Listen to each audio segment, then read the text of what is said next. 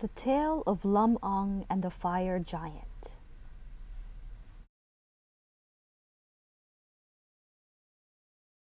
Long ago, there was no fire on earth. It was cold, and the people needed fire to keep them warm.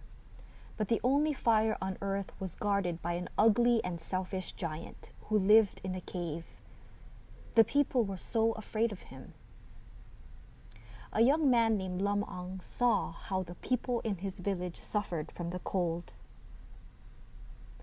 Lam Ang, disheartened when the villagers were too afraid to help, sat on a rock wondering what to do. But then a bullfrog came by and said, "Lam Ang, I heard you needed help, but I have a heavy tail that makes me slow. Do you still want me to help?" "Yes, of course your help is welcome," said Lam Ang.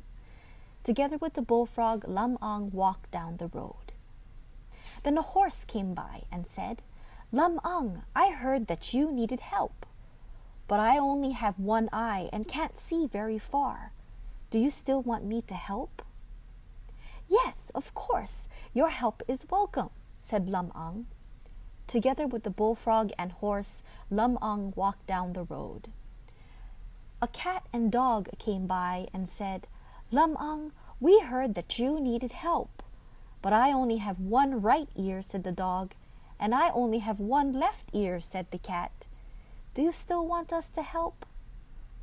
"Yes, of course, your help is welcome," said Lam Ang. Together with the bullfrog, horse, dog, and cat, Lam Ang walked down the road. A lion came by and said, "Lam Ang, I heard you needed help, but my roar is only half as loud as it used to be. Do you still want me to come?" "Yes, of course, your help is welcome," said Lam Ang. Together with the bullfrog, horse, dog, cat, and lion, Lam Ang walked down the road. Lam Ang thanked his animal friends and told them of his plan. He asked the bullfrog to wait by a pond outside the village. Farther away from the bullfrog, he asked the horse to wait by the sampalok tree. Farther from the horse, he asked the cat to wait on the top of a big rock. Farther away from the cat, he asked the dog to wait near the end of the rocky hills. And still farther away from the dog, he asked the lion to wait near the entrance of the giant's cave. Finally, he told everybody to quietly wait for his signal. So they waited and waited and waited. Lam Ang, being very brave, went into the fire giant's cave.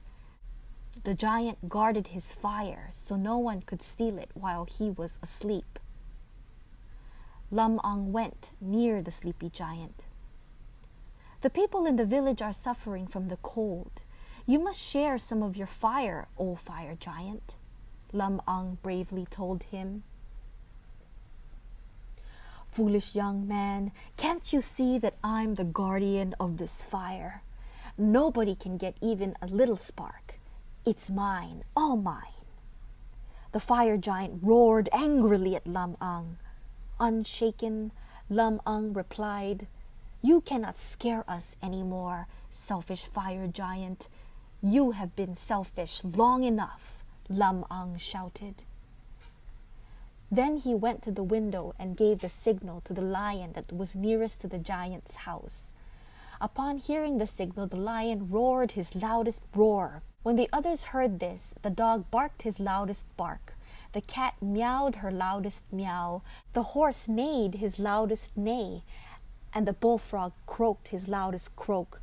They made such a loud and strange noise that it frightened the selfish giant. Lam Ang's plan worked. When the giant rushed out of his house, Lam Ang took a burning stick and ran out. The giant chased after him. Lam Ang ran as fast as he could, but the giant had much bigger steps, so he gathered all of his strength and ran till his legs almost gave up. "I can't give up now. I must pass this burning stick to my friends as we had planned. I must keep running," he told himself, and he ran on with all his might. With the fire giant just behind him, Lam Ang gave the burning stick to the lion. The lion leaped his biggest leap and gave the burning stick to the dog.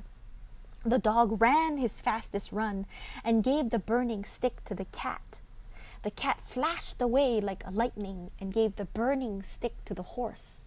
The horse galloped his largest gallop and finally gave the burning stick to the bullfrog. This made the giant very, very angry. He roared and beat his chest and made the biggest steps he could and caught the bullfrog by its tail. The bullfrog had a tail in those days.